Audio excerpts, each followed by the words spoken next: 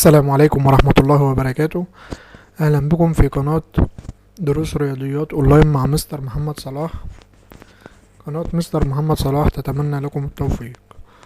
هنبدأ النهاردة درس من رياضيات تانية ابتدائي، درس مهم جدا وهو التقدير. في فرق ما بين التقدير والتقريب.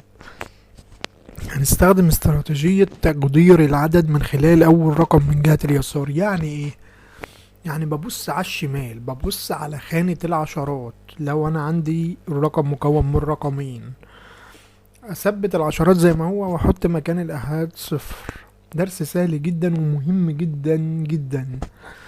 بيقول لك تعلم عندما نقدر عددا باستخدام استراتيجية تقدير العدد من خلال اول رقم من جهة اليسار.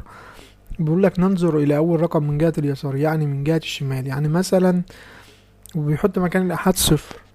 يعني مثلا هي 58، بينزل العشرات زي ما هي اللي هي الخمسة ويحط مكان الأحاد صفر. يعني مثلا زي ايه يا طلاب؟ يعني مثلا عندي 65، عايز تقدير أول رقم من جهة اليسار. بنزل الستة زي ما هي يا طلاب، تمام، واحط مكان الأحاد مكان الخمسة دي صفر. وكذلك بقى عندي أي رقم، بثبت العشرات وضع مكان الأحاد صفر. يعني هنا التمانية هيبقى ثبتها واحط مكان الأحاد صفر. تمام. تعال بقى نحل على طول كده. درس سهل ومش هياخد مننا وقت، بس هقولك على حاجة: ما تنساش تعمل لنا اشتراك للقناة.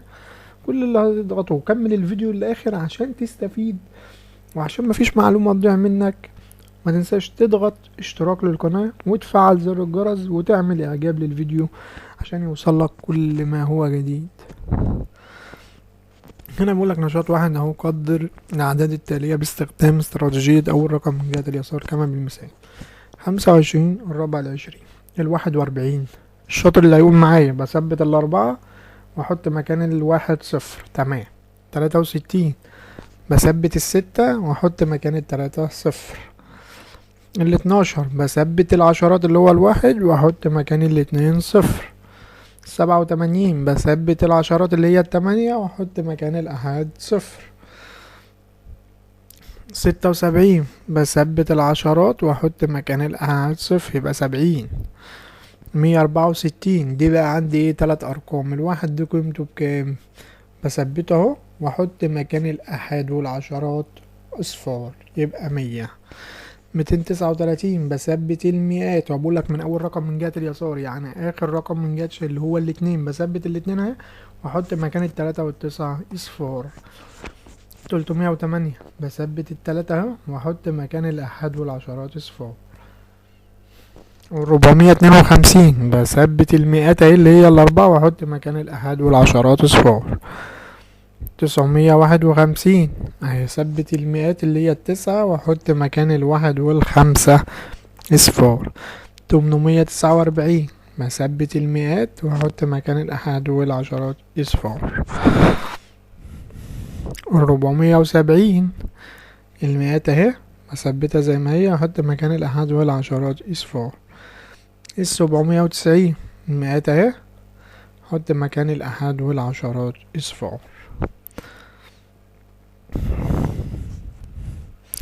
تمام. هنا بيقول لك ايه بقى؟ تقدير ناتج جمع او طرح عددين باستخدام استراتيجية اول رقم من جهة اليسار. يعني هيديك عددين ويطلب منك جمعهم او طرحهم باستخدام الاستراتيجية دي. تعال يلا.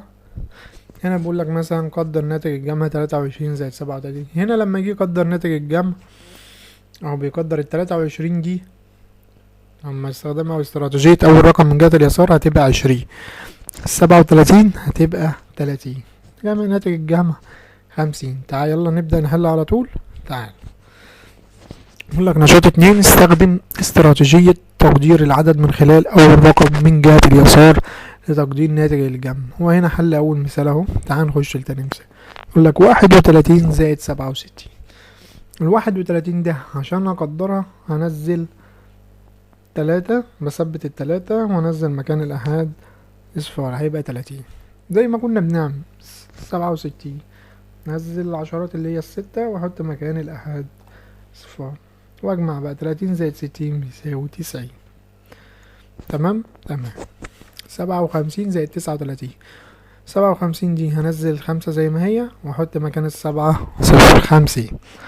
39 هنزل 3 زي ما هي واحط مكان 9 0، واجمع 50 زائد 30 80. يا جماعة اللي مش فاهم يقول لي وهعيد له، والله احنا مش هنبخل على حد بمعلومة. واللي عايز يخش يتابعنا على صفحة الفيسبوك ويخش يسألنا على اي استفسار، اي حاجة عايز شرحها، احنا تحت امر اي حد. ربنا يبارك للجميع ويوفق، ادعونا بس دعوة حلوة كده وربنا يوفق جميع الطلاب يا رب العالمين. 597 زائد 367.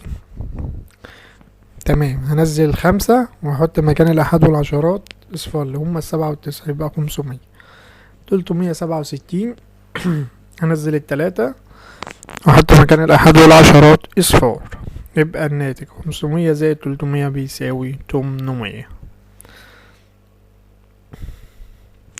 يقولك ايه 517 زائد 451.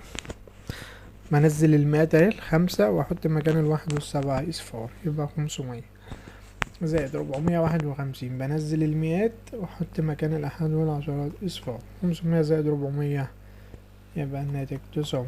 ممتاز.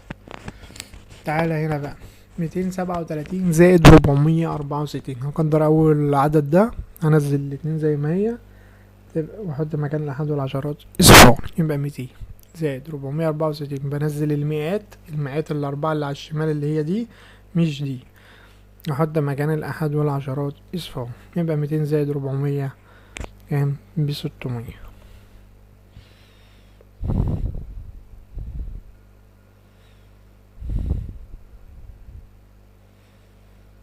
تمام.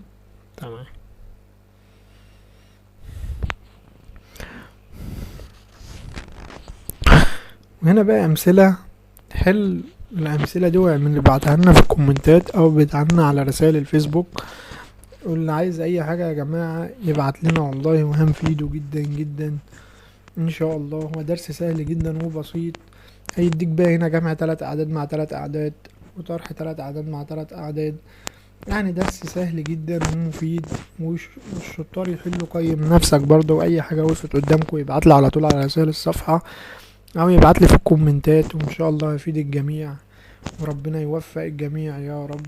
ما تنسوناش تاني مرة انك تعملنا اشتراك للقناة وتفعل زر الجرس وادعيلنا كده وصل على حبيبك النبي وادعي دعوة كده. اللهم اني اسألك علما نافعا ورزقا طيبا وعملا متقبلا. ربنا يبارك في جميع طلابنا وابنائنا يا رب ويوفق الجميع. عملنا اشتراك للقناة وفعل زر الجرس واستنونا في فيديو جديد من رياضيات تانية ابتدائي ترم تاني. كان معكم مستر محمد صلاح، والسلام عليكم ورحمة الله وبركاته.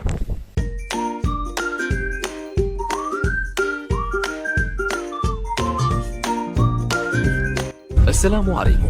لا تنسوا الاعجاب بالفيديو والاشتراك في القناة تشجيعا لنا لنستمر بنشر المزيد ان شاء الله.